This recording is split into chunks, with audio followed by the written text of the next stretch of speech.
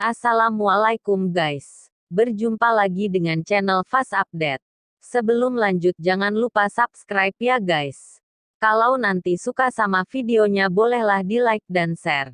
Kalau ada saran silahkan tulis di kolom komentar ya. Bab 3074 merebut. Nona, tuan muda kita telah mengundang saya, dan saya harap bisa berjalan dengan Anda. Pada saat ini, seorang kultivator seperti pelayan datang dan berkata kepada Gao Qilan. Anakmu, Gao Qilan sedikit terkejut. Ya, Tuan Muda Zhou, kami ingin mengundang Anda untuk berenang bersama di lautan tinta. Pelayan itu menunjuk ke kejauhan. Gao Qilan melihat ke arah yang dia tunjuk, dan menemukan seorang pria bergaun putih, tersenyum dan melambai padanya, terlihat sangat tampan. Gao Qilan ingin menolak tapi melihat Chen Ping mengedip padanya. Dia langsung mengerti apa maksud Chen Ping, dan kemudian dia tersenyum sedikit dan berkata, kalau begitu tolong pimpin jalan ke depan. Pelayan itu mengangguk dan membawa Gao Qilan, sementara Chen Ping dan Jiun mengikuti tidak jauh. Melihat Gao Qilan mendekat, pria itu segera meluruskan pakaiannya, lalu berkata dengan senyum di wajahnya, Nona, saya memberanikan diri untuk mengundang Anda. Saya harap Anda tidak tersinggung. Nama keluarga saya adalah Zhou, dan nama saya adalah Zhou Tai. Saya tidak tahu apakah wanita ini menghormati Anda. Siapa nama depan Anda? Namaku Gao Qi. Gao Qilan mengatakannya dengan jujur. Gao Qilan, nama yang sangat elegan, aku tidak tahu dari siapa Nona Gao datang ke Mohai. Bisakah kita pergi bersama? Zhou Tai bertanya. Saya datang dengan dua kakak laki-laki saya. Saya sangat ingin pergi dengan Tuan Zhou, tapi sayangnya kami tidak mendapatkan tiket kapal, jadi kami tidak bisa pergi dengan Tuan Zhou. Gao Qilan memiliki ekspresi tak berdaya. Melihat ekspresi Gao Qilan, Zhou Tai langsung tersenyum dan berkata, saya tidak punya tiket kapal, jadi mengapa begitu sulit? Saya akan memberi Anda beberapa. Setelah Zhou Tai selesai berbicara, dia langsung melirik pelayannya. Dan pelayan itu membawa dua penjaga dan berjalan menuju orang-orang yang mengantri untuk naik ke kapal. Setelah melirik, pelayan itu segera mengeluarkan seorang biksu yang terlihat lemah dan tidak kuat. Nak, serahkan tiket kapalnya. Tuan Muda Zhou, kita menginginkannya. Pelayan itu berkata dengan bangga. Meskipun tiket kapal itu anonim dan dapat dirampok, terlalu mencolok untuk merampoknya di depan umum di dermaga. Terlihat bahwa keluarga Zhou harus memiliki kekuatan tertentu. Jika tidak, Zhou Tai tidak akan berani melakukannya minggu ini. Apa yang ingin kamu lakukan? Di depan begitu banyak orang, merebutnya secara terbuka. Biksu itu berkata dengan sedikit ketakutan di matanya. Siapapun yang mengatakan saya mencurinya, saya memberi tahu Anda tiket kapal Anda. Saat dia mengatakan itu, pelayan mengeluarkan koin roh dan pergi ke tanah, lalu mengambil biksu itu dan meminta seseorang untuk menemukan tiket perahu dari situ. Melihat ini, pembudidaya tidak berani mengatakan apa-apa lagi. Kekuatannya tidak kuat, dan dia tidak mendapat dukungan dari keluarganya di belakangnya. Penggarap lepas seperti ini diintimidasi oleh orang lain. Setelah berhasil, pelayan itu menjadi semakin gugup, dan kemudian melihat ke arah orang-orang yang mengantri. Banyak biksu menundukkan kepala satu demi satu, tidak mau menimbulkan masalah saat ini.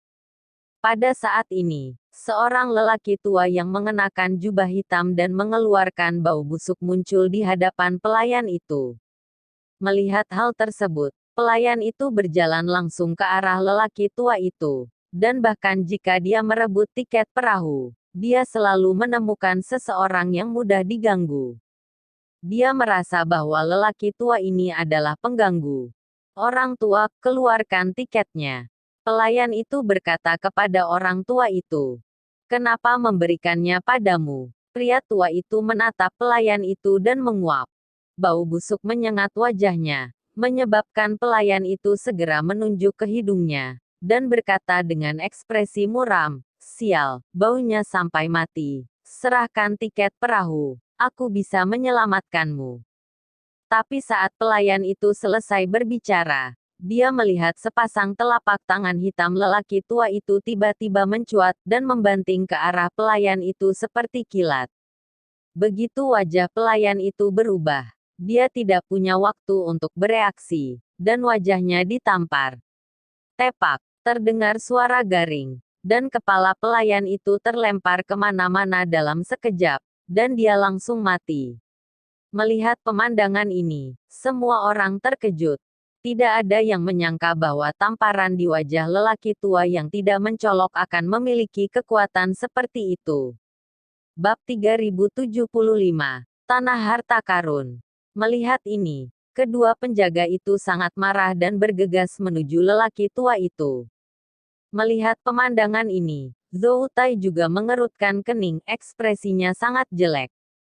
Kedua penjaga itu bergegas maju, tetapi lelaki tua itu memukul dadanya begitu bab ganda keluar, dan setelah seteguk darah menyembur keluar, dia langsung mati. Seorang pelayan dan dua penjaga dipenggal, Zhou Tai akhirnya marah. Dia bergegas langsung dengan orang-orang. Siapapun yang berani membunuh keluarga Zhou, saya sesuka hati sedang mencari kematian. Zhou Tai sangat marah. Dan aura kondisi puncak tubuh yang pas meletus dari tubuhnya, langsung menimbulkan embusan angin. Angin kencang meniup topi lelaki tua itu, memperlihatkan wajah kering dan keriput, dengan mata cekung dan mulut cekung, seperti kerangka. Melihat penampilan lelaki tua itu, Zhou Tai yang awalnya geram langsung jatuh, dan tidak berani berkata apa-apa. Pria tua itu mendengus dingin, mengenakan topi di kepalanya lagi, dan naik ke kapal roh. Chen Ping, yang tidak jauh, melihat ini, dan tahu bahwa lelaki tua ini pasti memiliki banyak latar belakang, dan kekuatannya pasti melampaui Fusion Realm. Setelah melihat tiga orang mati di tanah, Chen Ping dan Jiun berjalan mendekat dan bahkan menemukan tiket dari mayat itu. Orang-orang ini bersama Zhou Tai, mereka pasti punya tiket kapal. Sekarang orang sudah mati, jadi tiket kapalnya tidak berguna. Ketika Zhou Tai melihat seseorang mengobrak-abrik mayat bawahannya di depan wajahnya, wajah Zhou Tai memerah karena marah. Hanya karena dia tidak berani melakukan apapun pada lelaki tua itu, bukan berarti dia tidak berani melakukan apapun pada orang lain. Terlebih lagi, Chen Ping hanya peringkat kelima dari alam pemasangan tubuh, dan Jiun hanya peringkat ketujuh dari alam pemasangan tubuh. Zhou Tai sama sekali tidak takut. Kalian berdua sangat berani. Kamu benar-benar merampok tiket kapalku di depan wajahku. Aura Zhou Tai menyelimuti mereka berdua. Orang-orang mati. Apa gunanya tiket perahu? Mengapa tidak kita gunakan saja? Chen Ping berkata kepada Zhou Tai. Bahkan jika saya menghancurkan tiket kapal, tidak ada orang lain yang boleh menggunakannya. Setelah Zhou Tai selesai berbicara, beberapa penjaga di belakangnya langsung mengepung Chen Ping dan Jiun. Tuan Muda Zhou, hentikan, ini adalah dua kakak laki-laki saya yang ikut dengan saya. Melihat ini, Gao Qilan buru-buru berkata dengan lantang. Ketika Zhou Tai mendengar ini, dia buru-buru menarik napas, lalu melirik Gao Qilan dan berkata, Nona Sang, apakah ini kakak laki-lakimu? Ya, mereka tidak punya tiket kapal, jadi itu sebabnya.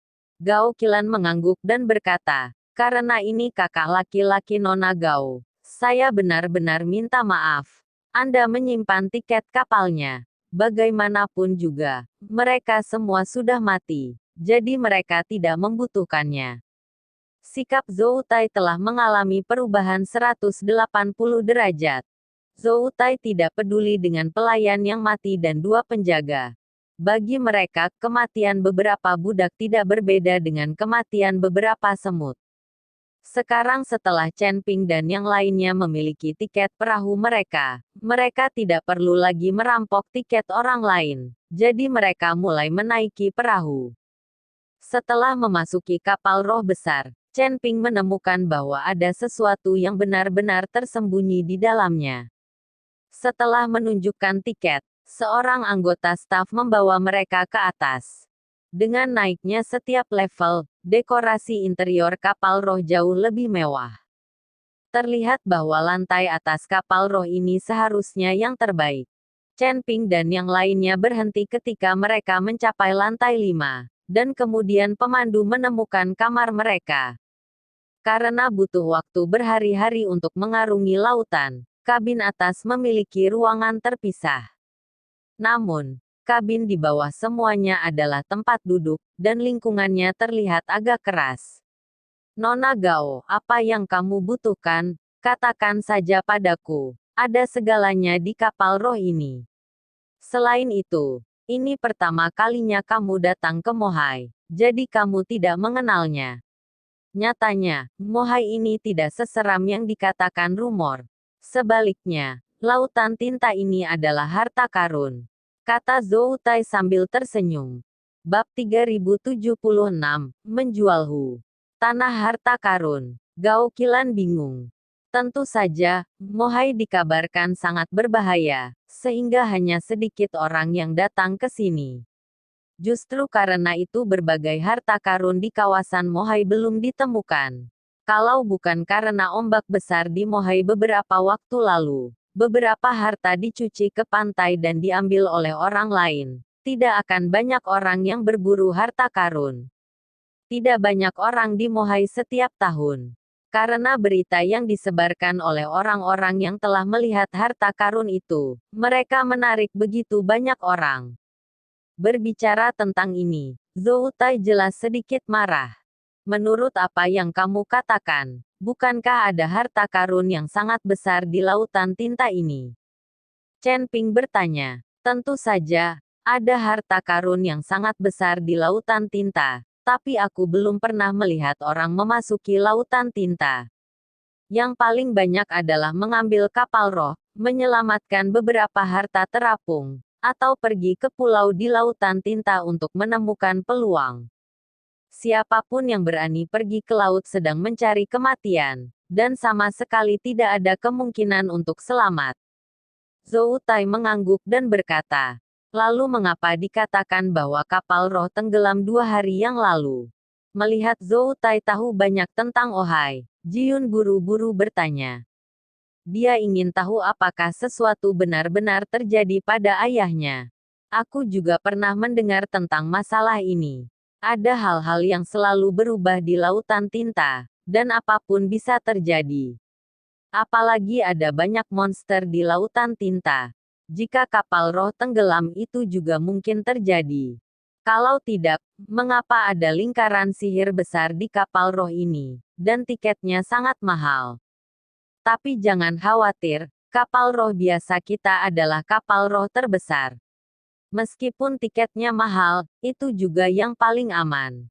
Selain itu, jika Anda mengikuti saya, tidak akan ada masalah.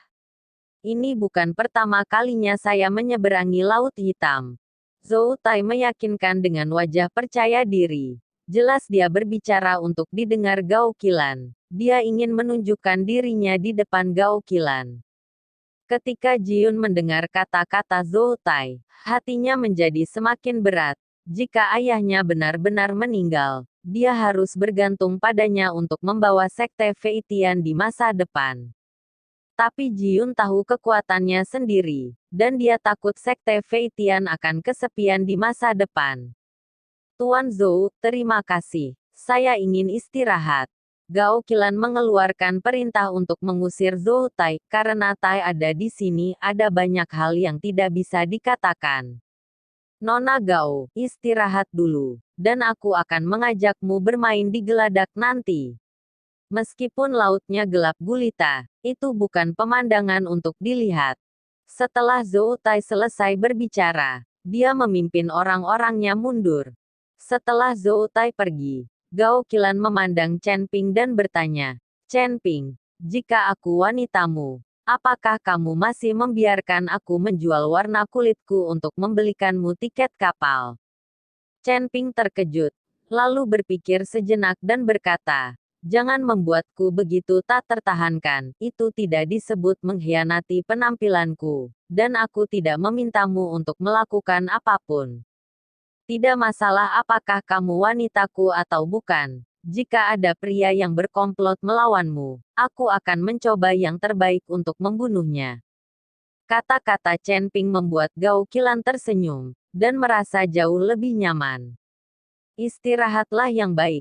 Saya pikir Zhou Tai akan segera mencari Anda. Alangkah baiknya jika kami memiliki pemandu wisata gratis tambahan," kata Chen Ping sambil tersenyum. Gao Qilan menatap Chen Ping dengan pandangan polisi. "Chen Ping, ingat, aku dekat dengan Zhou Tai itu. Tapi itu semua untukmu. Jika Zhou Tai itu melakukan sesuatu padaku, aku tidak akan memaafkanmu. Jangan khawatir, jika dia berani menggerakkan jarimu, aku akan membuatnya mati." Janji Chen. Meskipun Zhou Tai berada di puncak Fusion Realm, Chen Ping tidak takut lagi. Chen Ping pergi dengan Jiun. "Biarkan Sang Qilan beristirahat dengan baik. Kamu tidak perlu terlalu sedih. Tidak ada yang tahu apakah ayahmu benar-benar sudah meninggal sekarang. Mungkin kita bisa bertemu di lautan tinta." Melihat suasana hati Jiun yang buruk, Chen Ping menghibur Jiun. Liyun mengangguk dengan penuh semangat. Dia hanya bisa mengandalkan Chen Ping sekarang, karena ada beberapa hal yang Liyun tahu dia tidak bisa tangani sama sekali.